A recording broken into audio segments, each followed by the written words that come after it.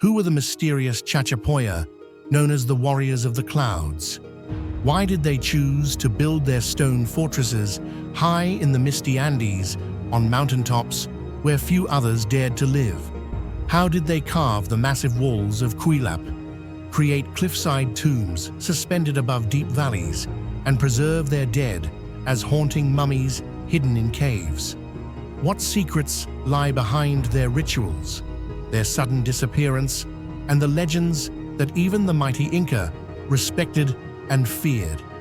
In this video, we explore the unsolved mysteries of the Chachapoya, one of the most enigmatic lost civilizations in ancient history. One of the greatest mysteries about the Chachapoya lies in their very origins.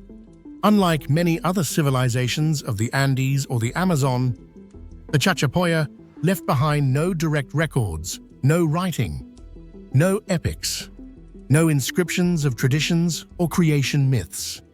What posterity knows about them comes mostly from the accounts of the Inca, those who conquered the Chachapoya in the 15th century, and from the chronicles of the Spanish after their conquest of South America. This makes their image vague, filtered through the subjective lens of outsiders who often had political or religious agendas when recording the story. Many theories have been proposed to explain the origins of the Warriors of the Clouds. Some scholars suggest that the Chachapoya had roots in the Amazon rainforest, as elements of material culture and certain genetic traits show connections with lowland peoples.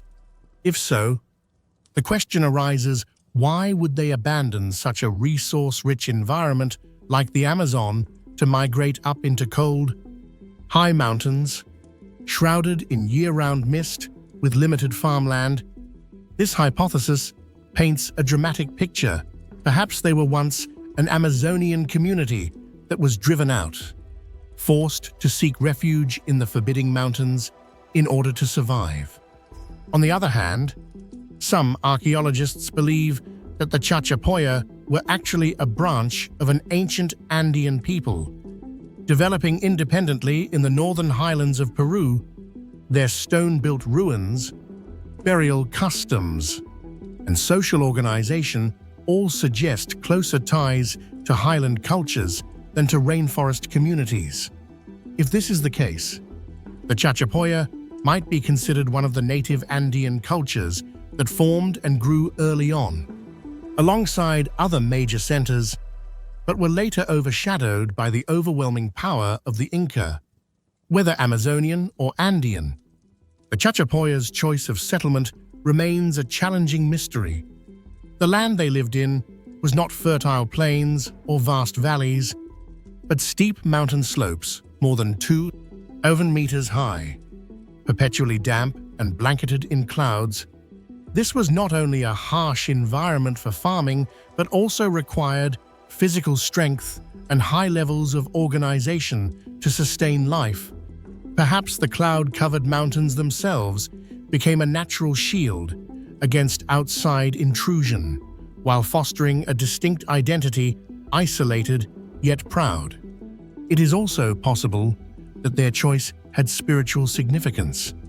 For many Andean peoples, mountains were not merely landscapes, but deities, the dwelling places of protective spirits, building homes, fortresses, and tombs for their ancestors on mist-shrouded peaks may have stemmed from a belief that living closer to the heavens ensured supernatural protection.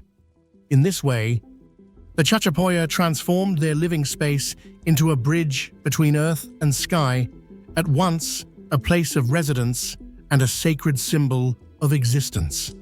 Yet, these theories remain only scattered fragments. There are no Chachapoya texts to recount their journey. The archaeological remains, from the Kuelap fortress to the cliffside coffins, only reflect the later stages of their history, after they had already settled firmly in the Andes.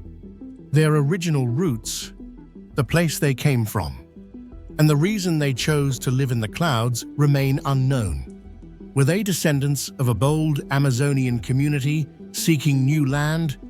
or an ancient Andean people tied to the mountains from the very beginning.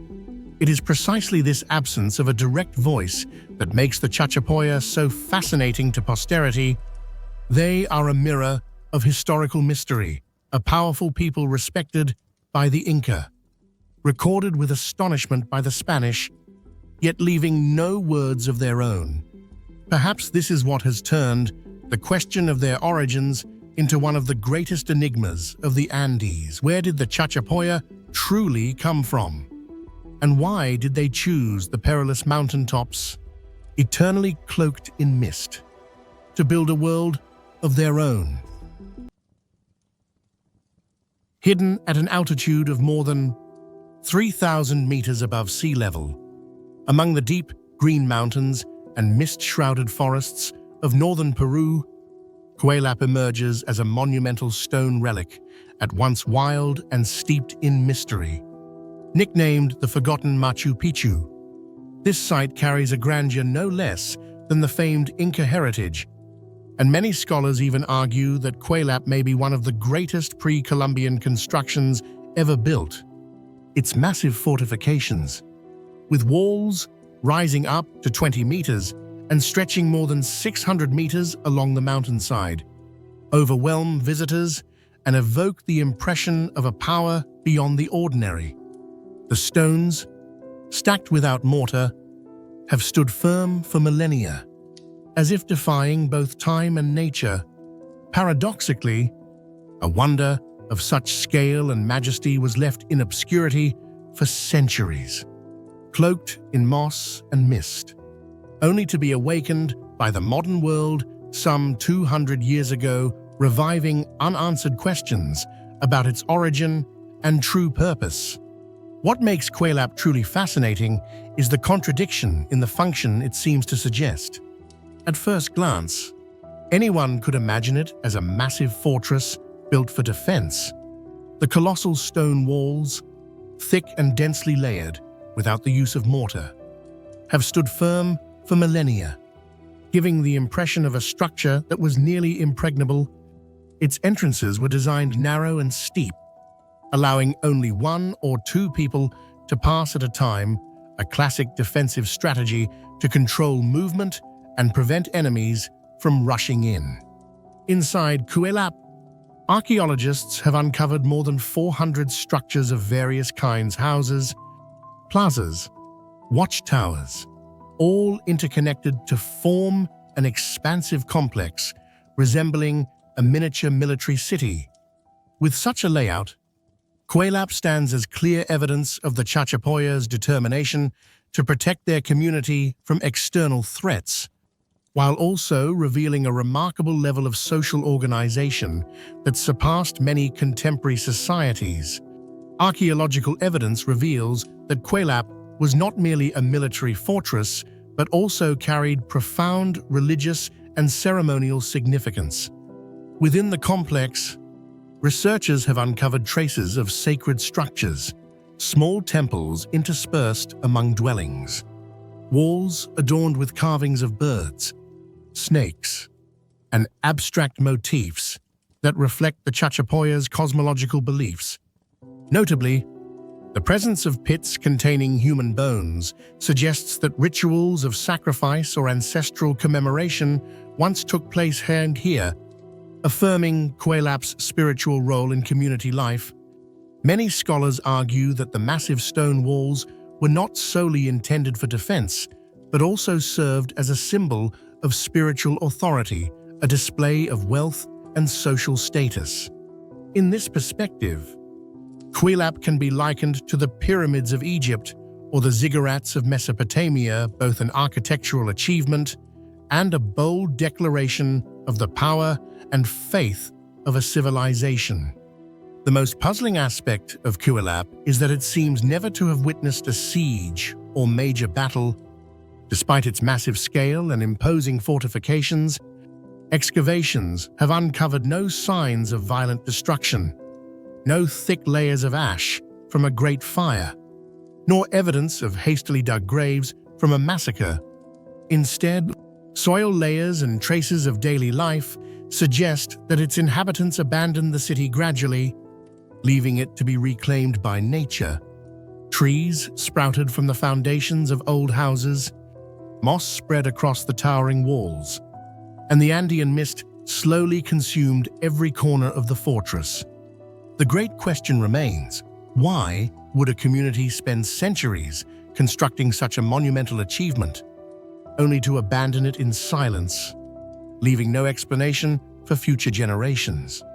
One notable theory suggests that Kuelap was never truly intended as a military fortress, but rather as a ceremonial center, a place where the spiritual authority of the Chachapoya leaders was concentrated. The massive stone walls may not have been built to repel enemies, but to create a sacred separation, transforming the site into a city of the gods suspended among the clouds. Far removed from the mundane world, rituals may have been performed within this space, reinforcing belief systems and sustaining social order. Yet, as society changed and religious faith gradually lost its central role, Kuelap's sacred appeal diminished. Its inhabitants likely abandoned the harsh mountaintop environment in search of more hospitable lowlands, leaving the great monument to be swallowed by time, mist, and silence. Another theory focuses on political factors, tied to the expansion of the Inca Empire.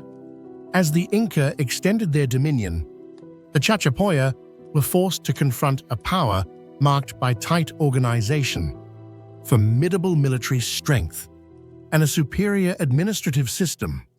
Many researchers believe that Kuelap may have fallen under Inca control, but after seizing it, they quickly realized that its remote and rugged location offered little strategic value within their vast Andean network of governance.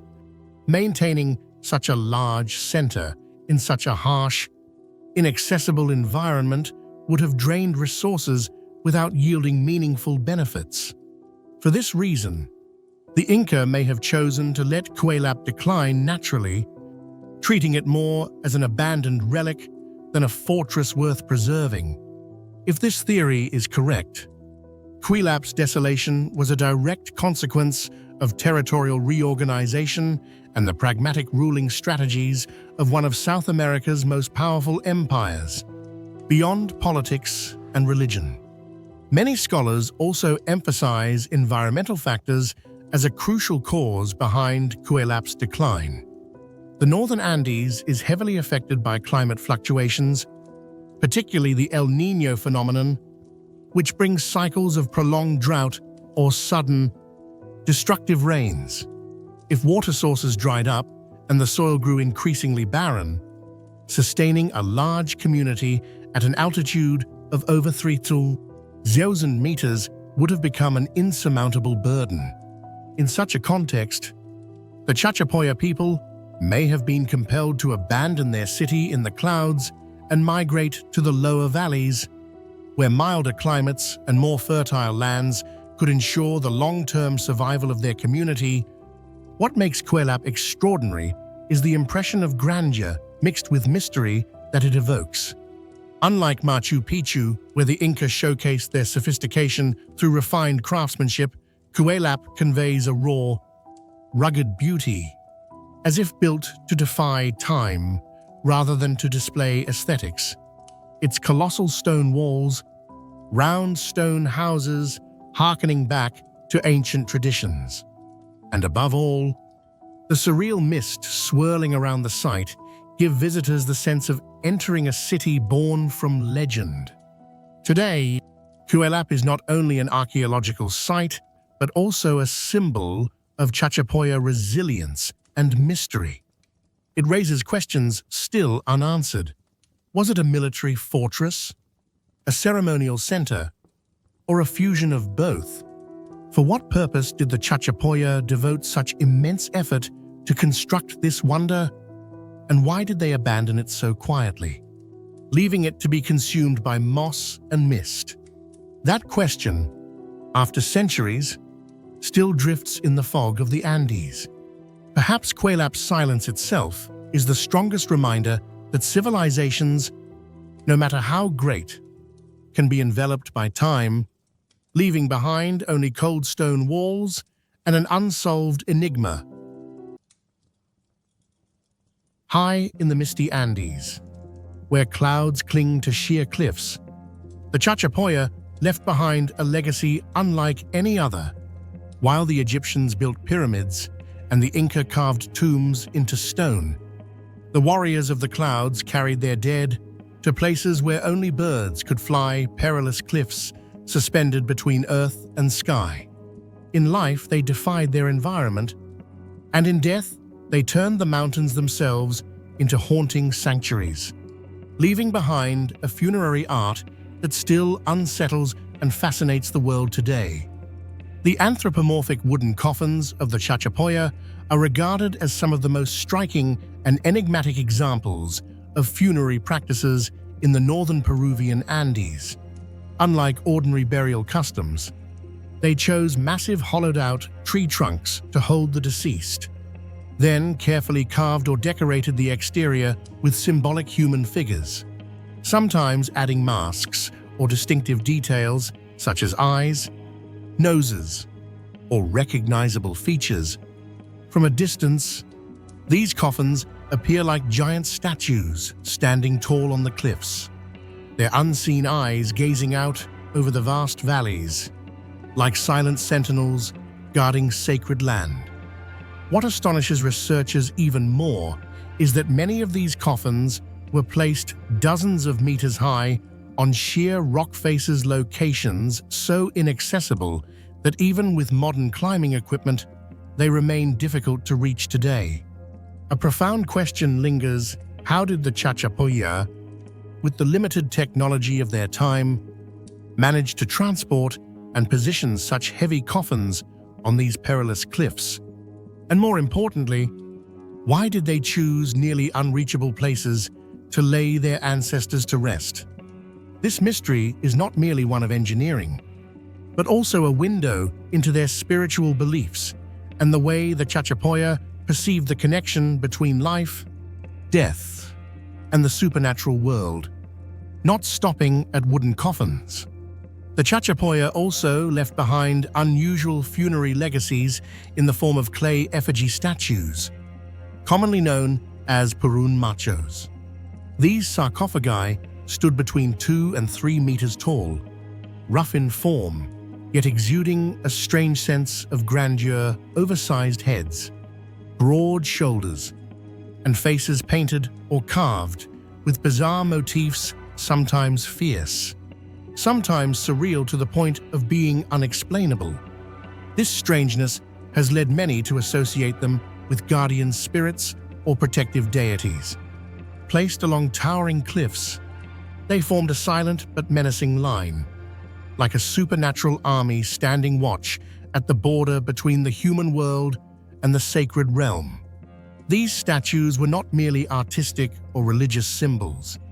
They also reflected how the Chachapoya envisioned death not as an ending, but as a transformation where ancestors became immortal sentinels, guarding the community against both visible enemies and invisible forces. One of the most common hypotheses to explain this unusual funerary practice is that it reflected the distinctive religious beliefs of the Chachapoya. In their view, ancestors did not vanish after death, but continued to exist, and placing tombs high above allowed them to watch over, guide, and protect their descendants. In Andean culture, mountains were considered sacred places, dwelling sites of the gods, and gateways between the earthly and the spiritual realms. By choosing sheer cliffs as burial grounds, the Chachapoya may have transformed nature itself into a divine cemetery, where the dead merged with mountain spirits and the clouds. Within this worldview, death was not an ending, but a transformation, becoming eternal guardians, part of a supernatural force that protected the community. Another, more practical hypothesis suggests that burying the dead on sheer cliffs was a clever protective strategy of the Chachapoya. In the damp mountain environment, bodies were highly vulnerable to decay, while the risk of scavengers, enemies, or even grave robbers disturbing the remains was significant. Placing coffins in nearly inaccessible places not only preserved the bodies, but also safeguarded the valuable grave goods that accompanied them.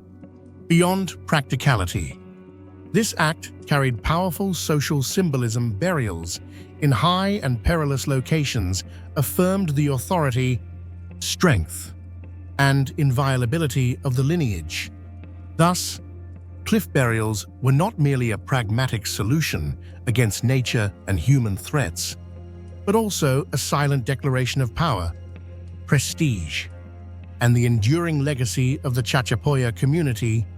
However, the presence of the clay effigy statues makes the mere protection hypothesis far less convincing. These figures were not simple decorations, but clearly carried deep religious symbolism. With their fierce faces and unyielding stares, they evoke the impression of supernatural tomb guardians, tasked with driving away malevolent spirits and preventing disturbances from the invisible realm. In the worldview of Andean cultures, where the boundary between life and death was fragile, these funerary statues embodied the belief that ancestors never truly disappeared. Instead of leaving the community, they continued to exist, transformed into invisible protectors who maintained balance between the earthly world and the sacred. Thus, the cliffside cemeteries were not just burial grounds, but sacred spaces where ancestors and deities merged, ensuring enduring protection for the living. Another strange detail lies in the diversity of Chachapoya funerary practices. Not all individuals were buried on cliffs, inside wooden coffins, or within clay sarcophagi. This suggests that such special burials may have been reserved for the elite chiefs, shamans, or honored warriors. Thus, the cliffs were not merely cemeteries, but galleries of power, where the prestige and authority of certain lineages were immortalized in stone and clay, displayed not just for the world, but for the heavens themselves. What adds further mystery is the silence of these very sites. No texts, no inscriptions, no explanations remain from the Chachapoya themselves.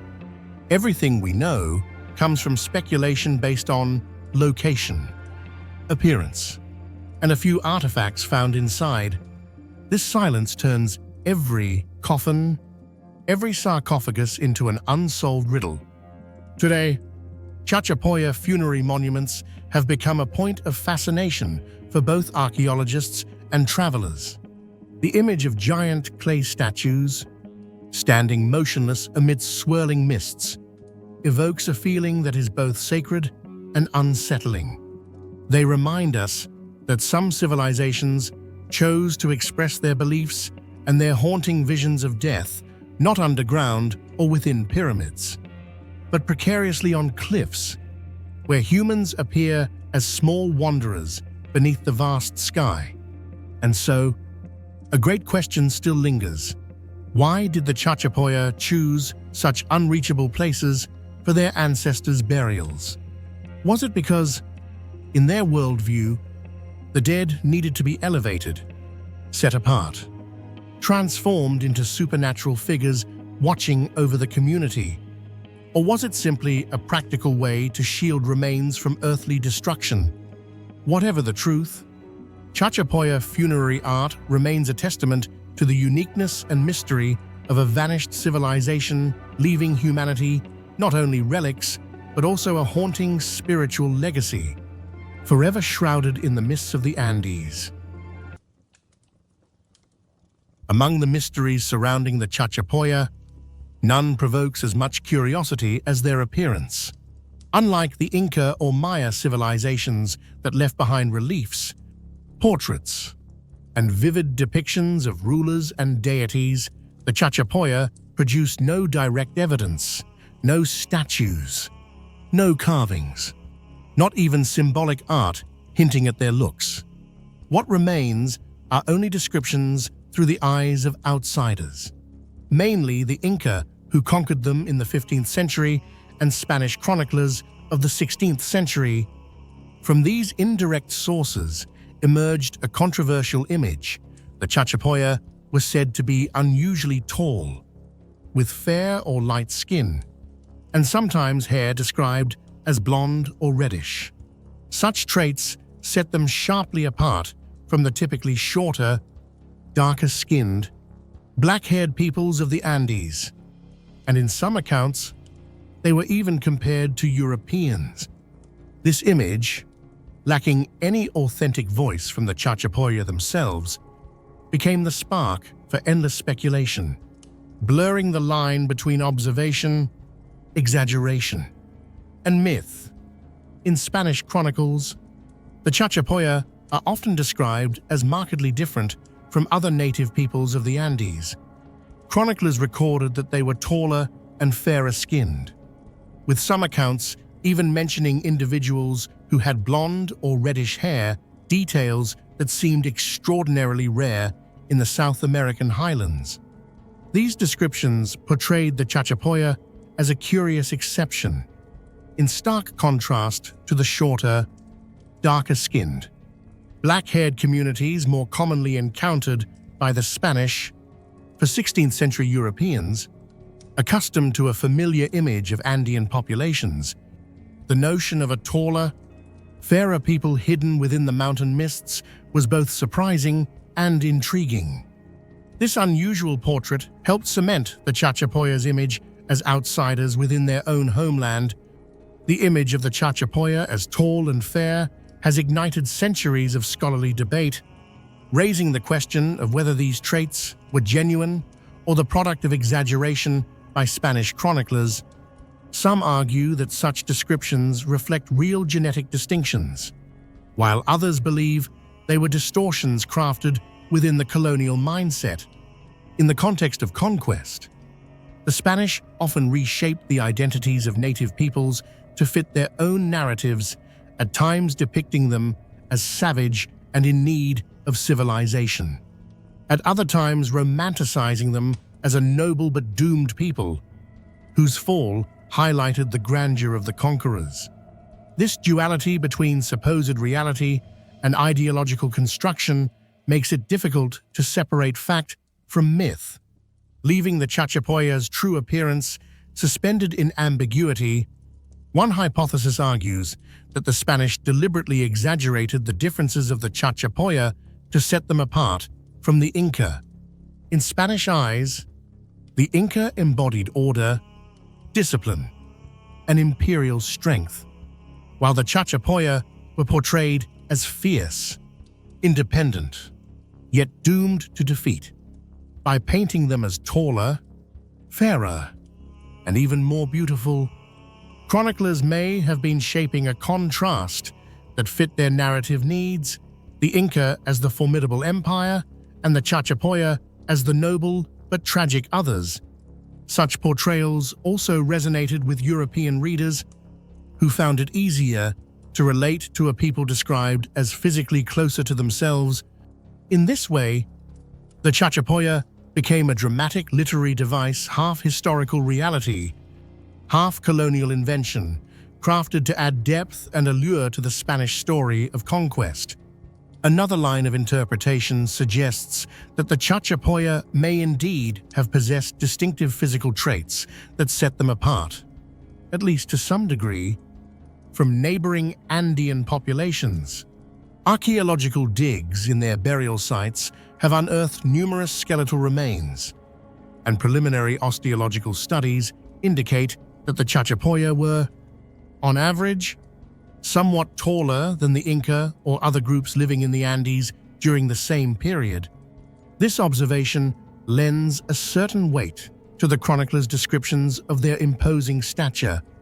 When it comes to the debated features of fair skin or light-colored hair, however, scholars tend to be more cautious.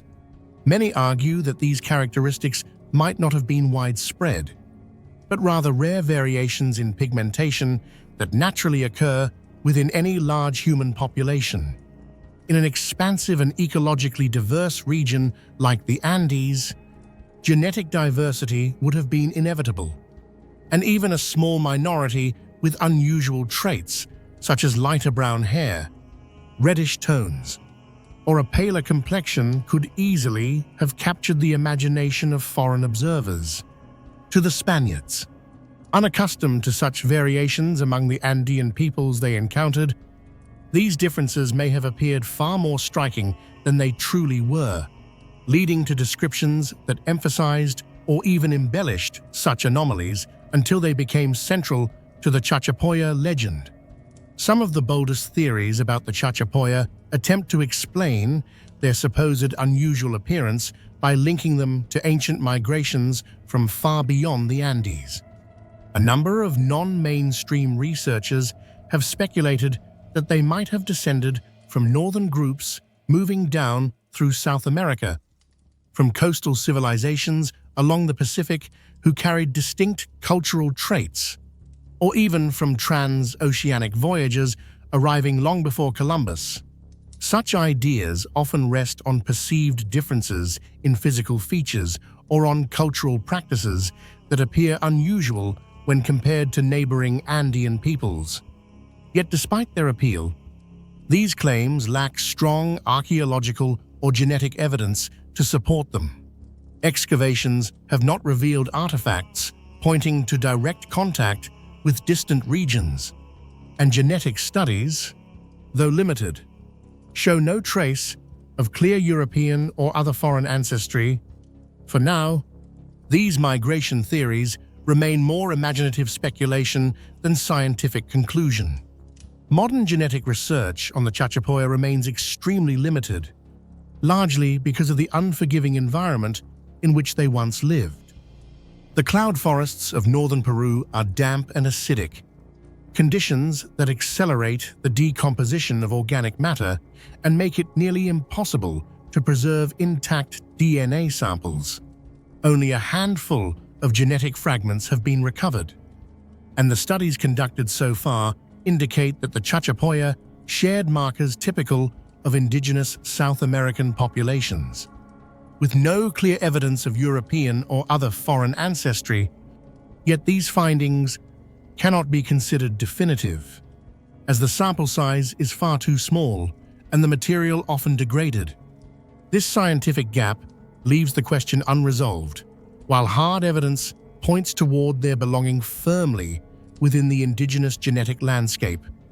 The vivid and sometimes sensational descriptions in Spanish chronicles continue to shape public imagination. It is in this tension between scarce data and enduring legend that the debate over their true appearance persists. Regardless of the truth, one thing is certain: the image of the Cloud Warriors as tall, fair-skinned, and light-haired has become inseparable from the Chachapoya legend. It has added to the aura of mystery that surrounds them, making later generations see them as an exception within the broader Andean cultural mosaic. This image may be true, false, or only partially accurate, but its ambiguity only makes the Chachapoya all the more fascinating. And so the question still echoes through time: did the Chachapoya truly possess extraordinary genetic traits that set them apart from all neighboring peoples? Or was it nothing more than exaggeration, a layer of color added by the Spanish to enrich their tales of conquest? Until more comprehensive genetic research is conducted, the answer will remain hidden in the mists of the Andes where the Cloud Warriors once thrived, now surviving only as shadows in legend. In the history passed down through Inca oral traditions and Spanish chronicles, the Chachapoya are often depicted as a fierce warrior people. They were called the Warriors of the Clouds, a name that both honored their resilience and evoked fear. The Inca, who were accustomed to brutal conquests across the Andes, also held a certain respect for the Chachapoya, viewing them as a formidable opponent. Yet as modern archaeology began to investigate, another picture slowly emerged alongside the aura of warriors. The Chachapoya were also farmers, craftsmen, and skilled architects, a community with a rich culture and diverse social life.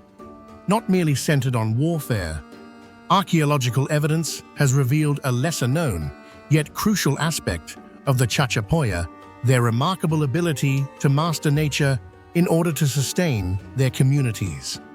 Amid rugged terrain with steep mountain slopes, they skillfully constructed terraced fields, carving out strips of farmland that clung to the hillsides like giant stairways reaching toward the sky. On these terraces, maize, potatoes, and other native crops were cultivated, ensuring a stable food supply while also maintaining soil-water balance and effectively preventing erosion. The remains of seeds, pollen, and charred plant matter found in their settlements indicate that agriculture not only provided enough to support large populations, but also produced surpluses for trade with other regions. Clearly, a society that relied solely on the sword could never have built such a sustainable agricultural system. And these achievements affirm that the Chachapoya were not only warriors, but also innovative farmers who mastered the Andean mountains. Alongside their agricultural achievements, archaeology also reveals that the Chachapoya possessed a remarkably sophisticated tradition of craftsmanship and architecture. The surviving pottery fragments display a distinctive artistic style, featuring geometric patterns interwoven with animal motifs, serving both decorative purposes and reflecting their worldview. Their textiles, though today only reduced to tattered remnants, still testify to advanced technical skills, threads dyed in multiple colors, combined into layered patterns rich in symbolism. Architecturally, the fortress of Kuelap, with walls rising up to 20 meters and hundreds of tightly fitted stone houses, stands as vivid evidence of their mastery of construction in rugged terrain. Altogether, these findings demonstrate that the Chachapoya were not only warriors, but also artisans and architects, builders of a society that fostered production, art, and a lasting cultural identity. So why were the Chachapoya associated with the image of fierce warriors? Part of the reason may lie in the perspective of the Inca. When carrying out conquests, the Inca often described peoples who resisted fiercely as warriors, in order to magnify the glory of their own victories.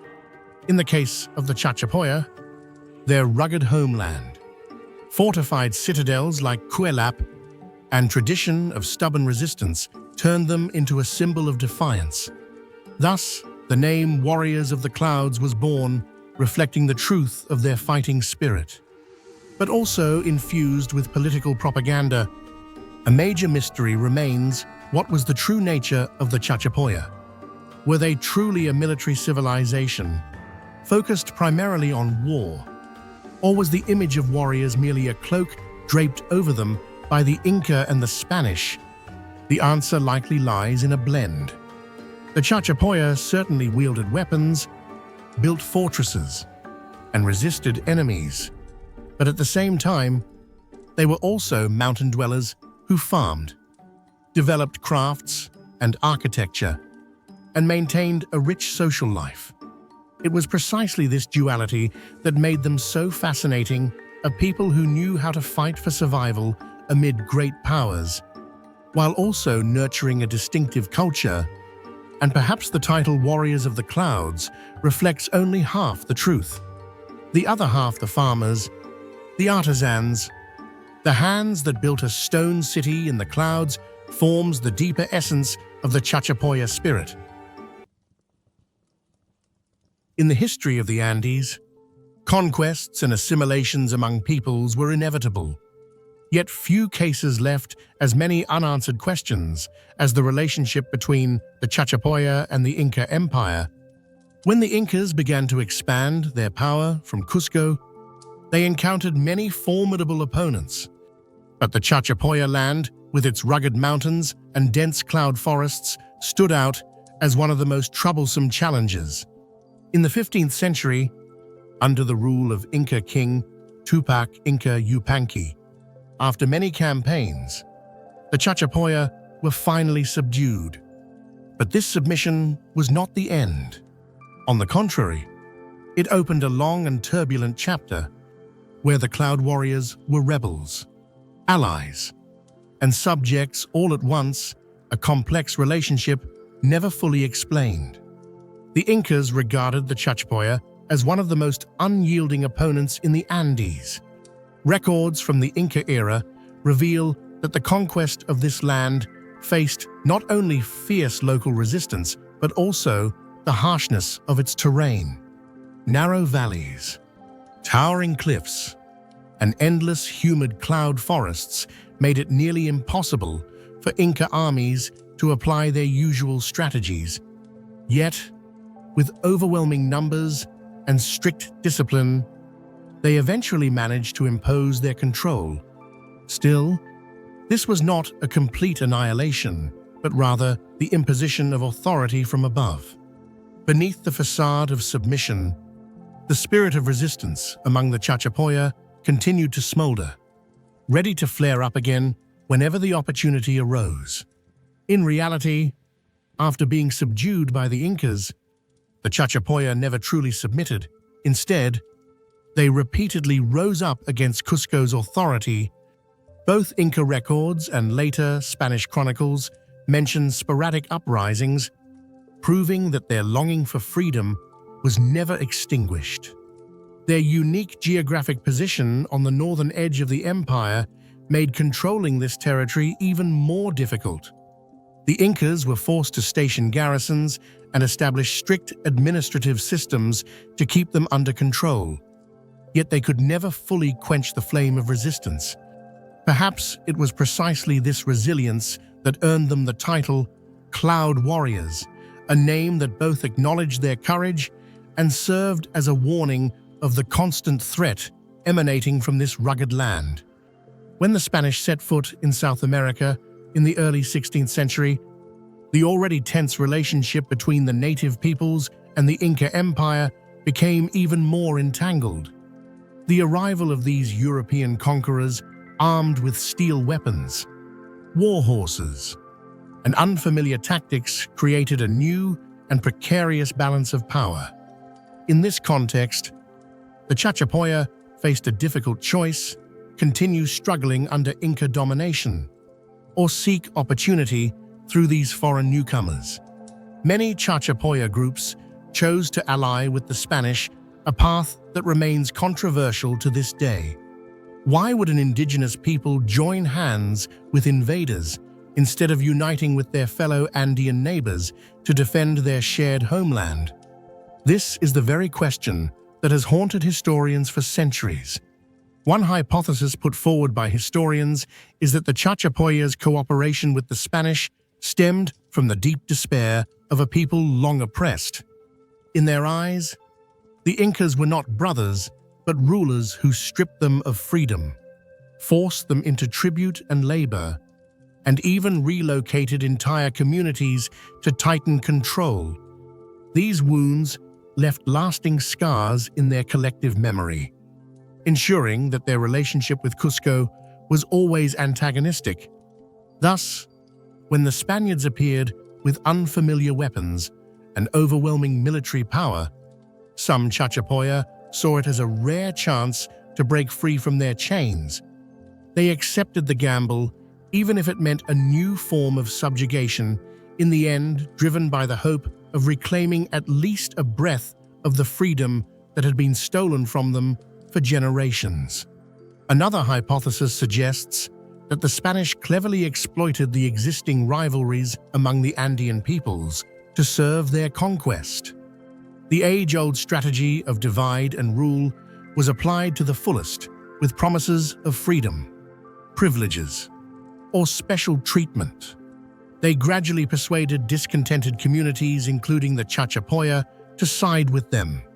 Some Spanish chronicles even described the Chachapoya as loyal allies, portraying this cooperation as proof of the legitimacy of overthrowing the Incas. Yet a major question remains: did such loyalty truly exist?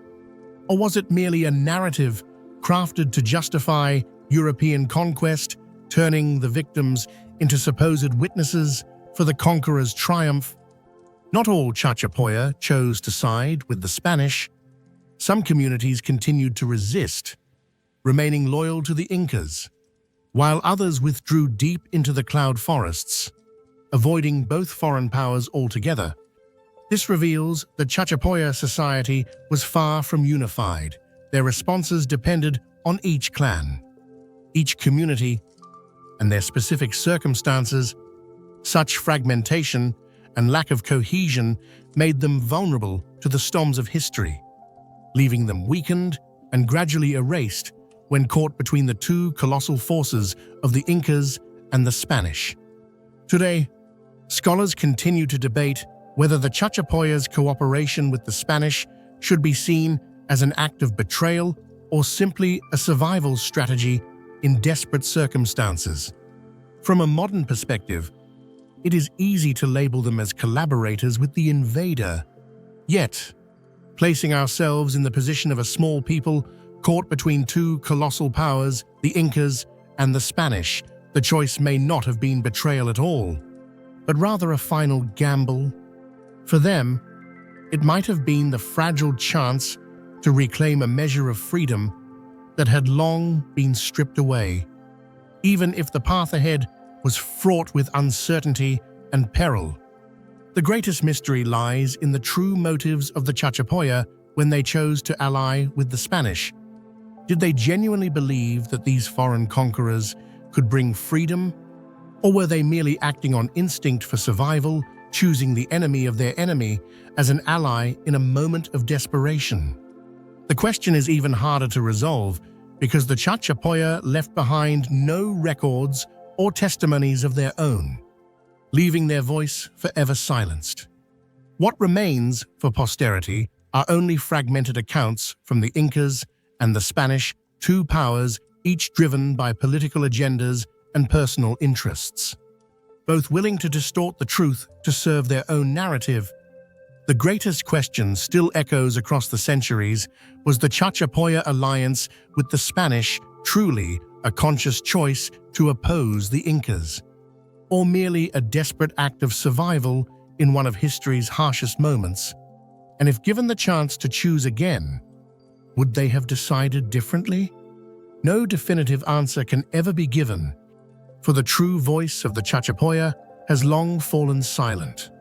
All that remains are the towering stone walls of Kuelap and the coffins hanging from mist-shrouded cliffs, silent witnesses to a people who once resisted with courage, once held on to hope, but were ultimately swept away in the unforgiving storm of history. The fate of the Chachapoya, once proud warriors of the clouds, entered its final chapter when the wave of Spanish invasion swept into the Andes. In the early 16th century, when Francisco Pizarro and his European troops arrived in South America, the entire Andes was shaken. The Inca Empire, both overlord and enemy of the Chachapoya, quickly weakened due to civil war and constant conflict. The Chachapoya, long pressed under Cusco's rule, seemed to find an opportunity when the Spaniards appeared. Some groups allied with the new invaders against the Inca, hoping to escape their long oppression. But tragically, instead of liberation, this alliance opened the path to their complete downfall. Within just a few decades after the Spanish established their rule over the Andes, the fate of the Chachapoya plunged into an unprecedented tragedy. Their population declined rapidly, accompanied by numerous uprisings against both the Inca and the new colonizers, all of which were mercilessly crushed. European armies, clad in gleaming armor, wielding sharp steel swords, and mounted on fierce war horses, spread terror among communities accustomed only to wooden spears and bows. Yet, Despite the brutality of war, it was not the only, nor even the greatest, cause of their downfall.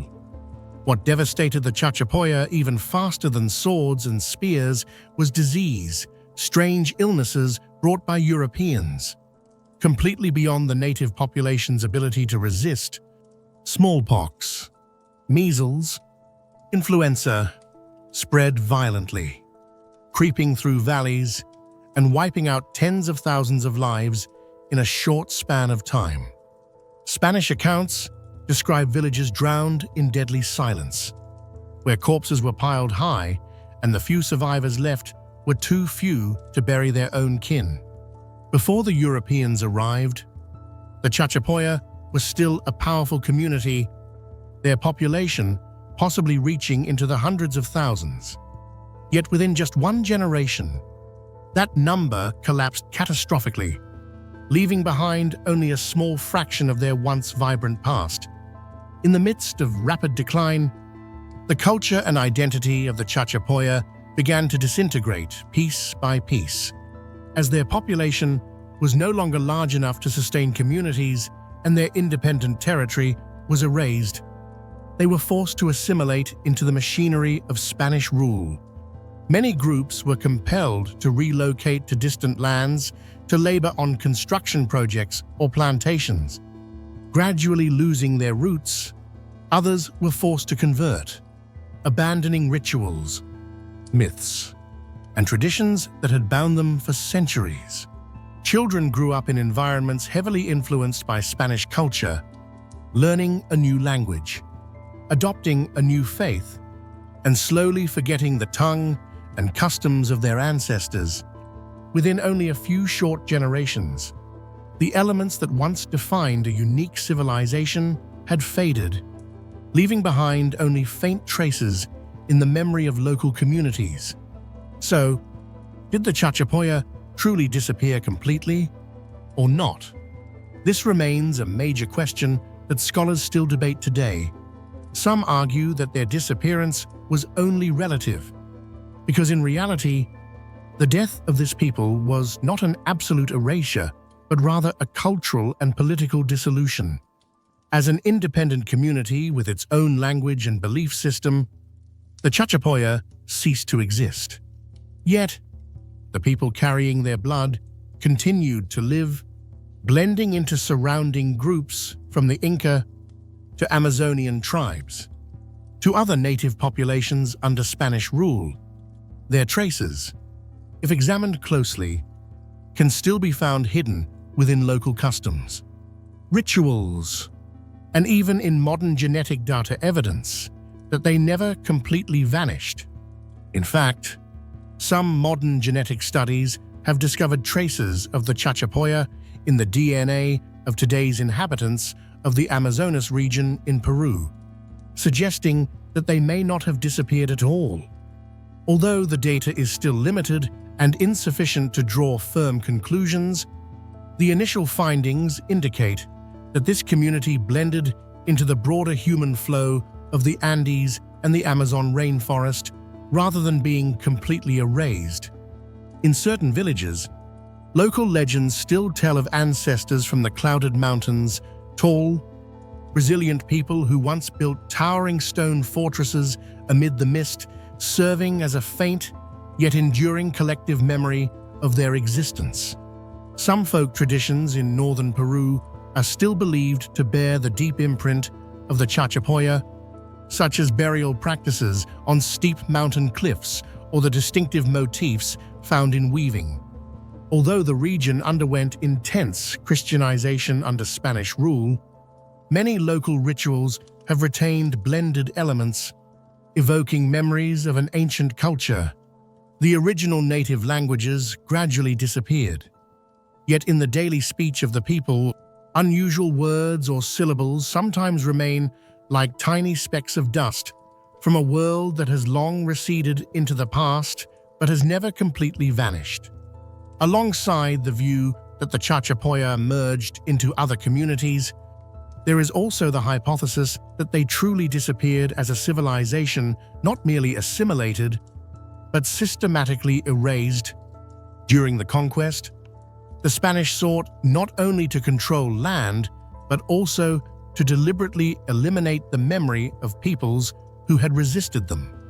With their reputation as fierce and unyielding warriors, the Chachapoya likely became a prime target of this suppression. If so, their fate stands as a bitter testament to the fragility of identity in the face of imperial expansion. Whatever explanation one chooses, the sudden disappearance of the Chachapoya remains one of the Andes' greatest tragedies. From a people who built mighty Kuelap, who hung their ancestors' coffins on cliff faces as a challenge to time itself, they were wiped away within just a few generations. All that remains are moss-covered stone walls, silent clay effigies, and vague chronicles written by conquerors. Perhaps the disappearance of the Chachapoya did not mean their complete extinction. In the mist-covered mountains, in the bloodlines of present-day indigenous communities, and in the collective memory of the people of northern Peru, they still endure faint yet resilient. They no longer exist as a nation or an independent civilization, but their traces remain, serving as a reminder that history never truly vanishes. It merely changes form, dissolves into the fog, and waits for those patient and perceptive enough to recognize the fragile remnants of that past. The final question still has no complete answer. Did the Chachapoya truly vanish from this world? Or do they still exist within us in our blood, in ancient customs, or in the faint memories of communities? Perhaps like the Andes mist that hides and then reveals the mountains, the Chachapoya remain forever on the boundary between presence and absence, between decline and endurance. They have become part of an eternal mystery, compelling future generations to search endlessly, yet never fully grasp them. If the Inca and Maya left humanity with clear imprints, such as towering stone cities or complex writing systems, the Chachapoya were entirely different. Their legacy was not a radiant monument, but more like a veil of mist, both real and unreal, dissolving into the Andean clouds. Without epics, without inscribed stelae, they entrusted their existence to the moss-covered walls of Kuelap, to coffins hanging precariously on cliffs, to eerie clay effigies standing guard in the fog, and to a few scattered remnants that survived. It is this silence, no direct voice, no self-written record, that turned them into one of history's great enigmas, where posterity can only gaze upward, speculate, and be drawn into the unexplainable void they left behind. Kuelap, often referred to as the forgotten Machu Picchu, stands as the clearest testament to the ingenuity and collective strength of the Chachapoya. Perched high on a mountainside, they built colossal stone walls rising up to 20 meters and stretching for hundreds of meters, forming a structure both majestic and enigmatic. This demonstrates their ability to organize society, mobilize manpower, and control resources to create a wonder that transcends time. Yet, unlike Machu Picchu, whose purpose and history have been relatively well studied, Kuelap remains silent. Its massive walls do not reveal whether it was a ceremonial center, a military fortress, or perhaps both. Nor do they preserve traces of the daily lives, beliefs, or rituals of the people who once lived within. Thus, Kuelap is at once a grand monument and an unsolved mystery, challenging every hypothesis posed by archaeologists and historians. Alongside Kuelap, Chachapoya burial practices left behind some of the most haunting images of their civilization. Wooden coffins carved into human shapes and eerie clay effigies were placed on sheer cliffs, far beyond easy reach. Today, when tourists and archaeologists look up, they see only silent guardians, empty-eyed figures staring down into the valleys. They evoke both sacred reverence and a chilling sense of unease. More importantly, they tell us nothing about what the Chachapoya believed regarding death, ancestors, or the soul. There are no scriptures to explain, no texts to guide us. Only stone, clay, and wood figures and eternal silence. The scattered remnants of the Chachapoya, from small settlements and broken pottery shards to fragments of woven textiles, hint at a once flourishing cultural life. Intricate patterns on ceramics, the rich variety of colors in their fabrics, and the distinctive circular house structures all reflect remarkable creativity and aesthetic sensibility. Yet these remain silent fragments, for without writing or recorded myths, their deeper meanings are lost. Future generations can admire the material beauty but cannot access the symbolic or spiritual layers it once carried. Thus, the Chachapoya civilization resembles a book with its pages torn out, leaving behind only scattered illustrations. The greatest tragedy of the Chachapoya lies in the fact that their entire image is seen only through the lens of others. The Inca, as conquering rivals, described them as fierce warriors, difficult to subdue. The Spanish, upon arriving in South America, recorded them at times as loyal allies, but in other situations as rebels to be crushed. Yet the true voice of the Chachapoya is entirely absent. We will never know what they called themselves, how they perceived the world, or how they interpreted history. This void casts a thick veil of fog over their image, leaving them as a faint silhouette in the flow of history. So, what did the Chachapoya ultimately leave to posterity? First and foremost, their legacy is a vivid testament to the diversity and complexity of Andean civilizations. They were not a miniature version of the Inca, but a community with a distinct identity, daring to build cities among the clouds, to hang coffins on sheer cliffs, and to create unique ceramics and textiles with their own style. Their existence proves that the Andes were not defined by a single mighty empire, but rather a multi-layered network where cultures cooperated, competed, merged, and eventually faded away. It is this interweaving that shaped a historical tapestry far richer and more nuanced than we might imagine. The second great lesson the Chachapoya left behind is the fragility of cultural heritage. A civilization may flourish brilliantly, capable of building grand monuments like Kuelap, but without writing, without epic tales or myths to find collective memory. All that remains after its people vanish are silent blocks of stone. Later generations may gaze at the imposing walls, may admire the creativity in their architecture, yet they can never truly touch the spirit, the beliefs, or the stories that once lived within.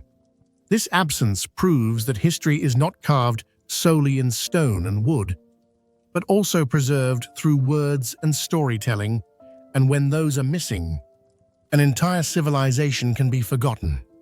The third legacy of the Chachapoya lies in the very mystery that surrounds them. Humanity has always been drawn to the unexplained, and it is precisely this elusiveness that has turned the Chachapoya into an endless source of inspiration for archaeologists, historians, and explorers alike. The colossal stone walls of Kuelap and the coffins suspended precariously on cliffs do more than raise questions about history. They also evoke feelings of adventure, awe, and a shiver before the unknown. It is this unanswered void that makes them a living enigma, forever fueling human imagination and the desire to uncover their secrets. And finally, the greatest question still echoes: are the Chachapoya proof that a civilization, no matter how radiant, can vanish almost without trace. They left no epics like the Maya, no record system like the Inca, no written mythology like the ancient Greeks. They left only shadows in the clouds, ruins, and second-hand accounts. This forces us to ask how many civilizations once thrived and shone, only to disappear completely because they lacked the means to record themselves. Perhaps beneath the soils of the Andes or the cloud forests of the Amazon lie cultures long extinguished, forever unknown. The Chachapoya, with all that remains and all that has been lost, serve as a reminder human history is not a straight, clear narrative but a tangled tapestry with broken threads and faded colors. We can glimpse shapes and infer fragments, but the full picture is always incomplete. And perhaps it is precisely this incompleteness that makes the Chachapoya so endlessly captivating, a legacy blurred in the clouds, at once real and elusive, present and vanished, forever suspended between history and legend.